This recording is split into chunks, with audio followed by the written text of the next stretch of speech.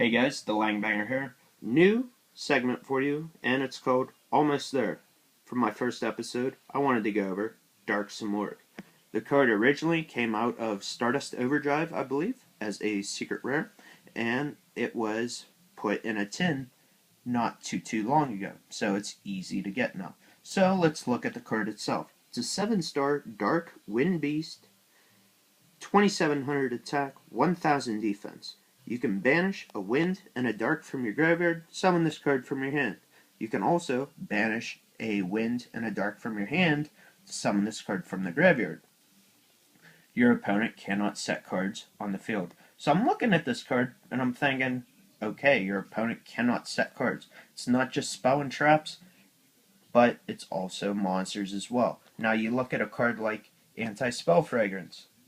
The card actually combos really well with this card, because while you have the fragrance face up, your opponent has to set the spell cards, but because they can't set cards, they can't play any spells at all. So that's a neat little combo right there alone. But let's look at the card and today's meta.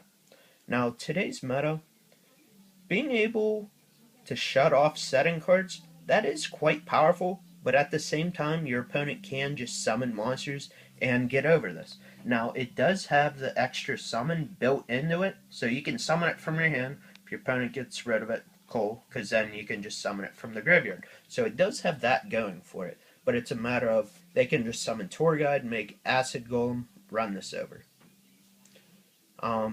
So that, pretty much like in today's meta, you could use this card, but it's a matter of having back row to use with this card. Because if you just summon Dark Simorgh and just say, okay, well, my opponent isn't going to kill it, well, that's not a good way of thinking about it, and you might lose because of it.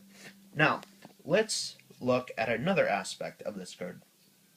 You need a wind and a dark in your graveyard to summon it, or a wind and a dark from your hand, whatever way. Now, dark monsters, fairly popular. They're always making cards for that attribute. Now the wind type, that's kind of a problem. Now you have Reborn Tengu. That card recently went to 2, so that was a huge dagger.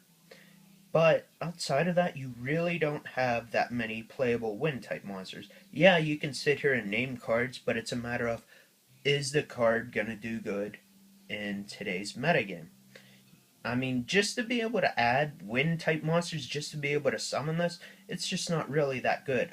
You have to have some sort of synergy. So that's pretty much all that's holding this card back from being playable, is the wind-type attribute part of this card, or I should say the cost to bring it out, and then just a matter of today's metagame. People can just run it over, so let me know what you guys think. Do you guys agree with everything I said? Did you think I was off on something? And if you guys want, if you thumbs up this video, I will do a deck profile based on Dark Simorgh. It would be my opinion on the best way to utilize Dark Simorgh in today's meta. Thank you guys for watching this video, and have a good day. Peace.